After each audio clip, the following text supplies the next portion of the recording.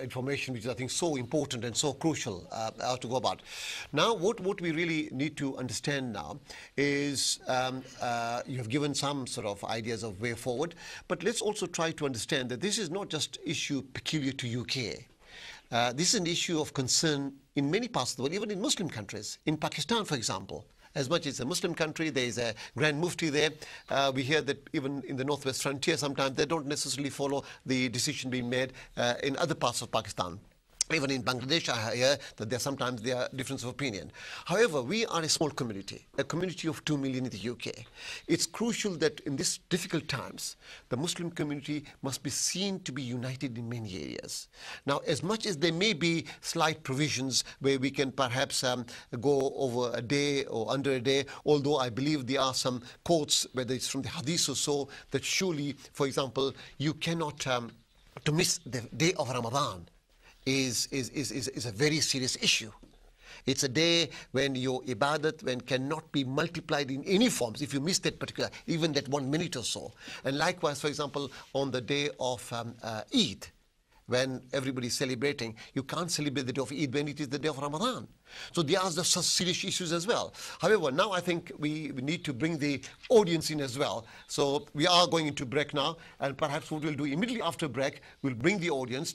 You've heard from the distinguished scholars. It's now your time to question them. Inshallah, take it from there. Jazakallah khairan.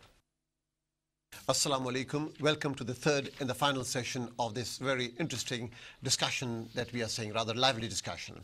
Well, we'll see it getting a bit more livelier now, now that we will be bringing the audience into the discussion. So without taking too much of time, we have heard from our respected panelists and specialists in terms of both the Sharia point of view, the scientific method that's being applied in supporting the sighting of the moon as well, and they've also indicated in terms of how the convergence of views can really come in.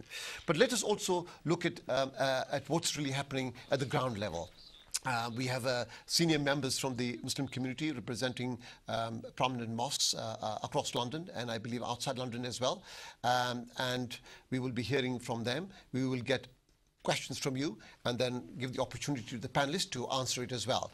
So could I ask Brother Abdul Rashid from Hounslow or from Southall? Southall. From Southall. Brother Rashid. Yes. Assalamu alaikum, brothers. Very quickly as well, because there's quite a few points I would like to make before I ask Michael a question. First and foremost, it's been established by the distinguished panel that there are errors in the Saudi announcements. There's no doubt about that.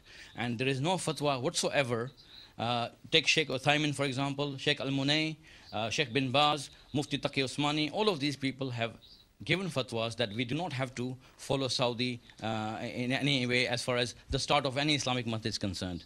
Furthermore, we also know that the Hilal can be sighted Eastern Hemisphere, in fact, California. When California is Maghrib, Saudi might be 7 o'clock in the morning in Mecca, and they will definitely follow one day. They'll be behind the Californian sighting. Yeah. And that happens something like 45% of the times. So there's things here which need education. The Ummah needs to be educated, and we as leadership, we have failed. And we need to revive certain methods in the madrasas, and that's the start. And I plead with Dr. Osama Hassan that he works together with some of us and inshallah produce something which the children can start. I mean, the elders perhaps might find it difficult, but the children, mashallah, in this computer age can pick up things very easily. And it's the time to start in that direction.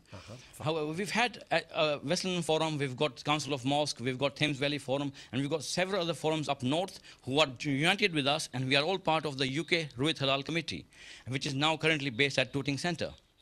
Now, inshallah, we'll have that meeting coming Wednesday, and we plead with all the masjids. You've seen the facts, you've realized it, that we do not have to follow Saudi Arabia, especially when they're making such errors. Had there been an Eastern sighting somewhere, we would definitely follow if it was authentic. But that's not the case. We've got a lot of knowledge here. Now, I would like very much to plead with the distinguished panel that they should further this cause, and I hope and make dua to Allah subhanahu wa ta'ala that this becomes a beacon of light which leads us to unity on the haqq, on the Quran and Sunnah, as it should have been, and as it was in the last, 13 to 1400 years now. I think, I do not want to take any further time, but I will wind up by saying this thing. We've made efforts to unite with Regent's Park. We've got also the 1984 criteria, which we've actually adhering to. In December, there was a situation where you had Yeah. In fact, Zil Hijjah decided when the moon had set before Maghrib. In Makkah, and we didn't follow that, and that's the first time we did. I think yes. I think the point is taken, Brother Rashid. Okay. One second. The key question point is here. If you can go to the question straight, please. Alhamdulillah, Jazakumullah khair for that. Brother, first and foremost, we're now some of the panel members are saying follow the Jama'ah. Yes. Now, Jama'ah, as far as I'm concerned, could be a local Jama'ah, could be in your city, could be in your country, could be worldwide. So I'll go worldwide first. Is the Jama'ah, i.e. 70%, I guess, of the of most of the Muslims population do not follow the Saudi sightings. They're not obviously don't have to according to the Sharia. So that's one Jama'ah.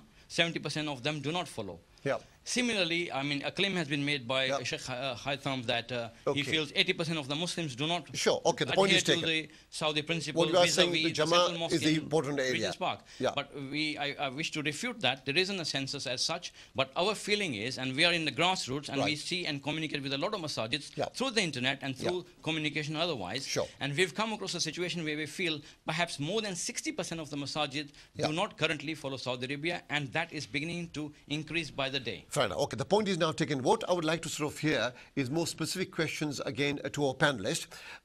It would perhaps, the discussion would be unended if we were to start arguing whether the particular sighting is correct or not. Let's leave it that, because Allah knows best. There are eminent scholars there. There are particular Sharia committees there. What is important is that are we obliged to follow a particular decision being made? That's the issue. And I think that has been made very clear that there is no such. But however, if it helps to bring unity, that was the particular point I think Sheikh Haytham had been particularly made. However, let's move on to the next question. Could we have a very specific question, because the time is rather short of today. Yeah, the question is done, brother. We'll come back later on. Dr. Osama. Yeah, we'll come. Brother Rashid, we'll come back later on. Brother Anis.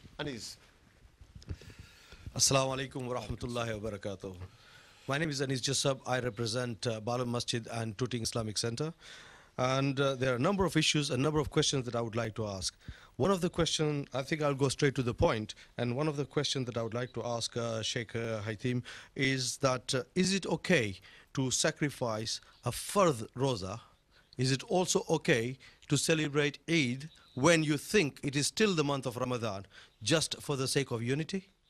That's question number one. Yep. Okay. Number two is that people like me have a huge responsibility, where approximately 5,000 to 7,000 Muslims follow the decision that I or the management committee of my masjid makes.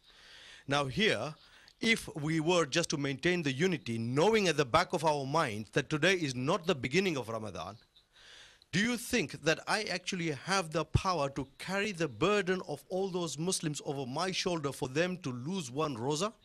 Or do you think that I actually have the power to carry out the burden of those who will be celebrating the Eid during the month of Ramadan, when it is clearly mentioned that it is haram to celebrate Eid in the month of Ramadan? Okay. Can you please answer me those two questions? Jazakallah. Okay, very specific questions there. Now we'll move on to the third row, and we've got our distinguished, again, a scholar, Dr. Abdul Aziz. My question is again to Dr. Hatim, I think. This is again, we have a community of Muslims. There are certain areas where there are more than the others. Which part of London are you from? Or from Harrow. From Harrow, right. And in Harrow, again, we had a bit of a problem last year, which is Eid al-Adha. On that occasion, there were split of the community, 50% on one day and 50% the next day. Right. And there has been a split in community in such a way that it has caused a lot of aggravation for both the masajid as well as for the households. Our own brothers and sisters, half of them celebrated Eid on one day and the other half on the other day. Of course, it is unsatisfactory. That is very, very clear. Sheikh, what's the question? So the question is that how would you say that we come to a sort of a conclusion on one of these things if Dr. Sheikh Hatim has already made his mind up that they are only going to follow whatever is being said by the Saudis, and in that sort of a way it means that everything that is being done as far as the rest of the people are concerned is all negated in one go. So can we agree on that? Wonderful. Okay, fine. Alhamdulillah. I think Sheikh Hatim, you seem to be on the receiving end at the moment. Alhamdulillah. Let's hear from you in terms of some clear concerns that have been expressed. How do we address this?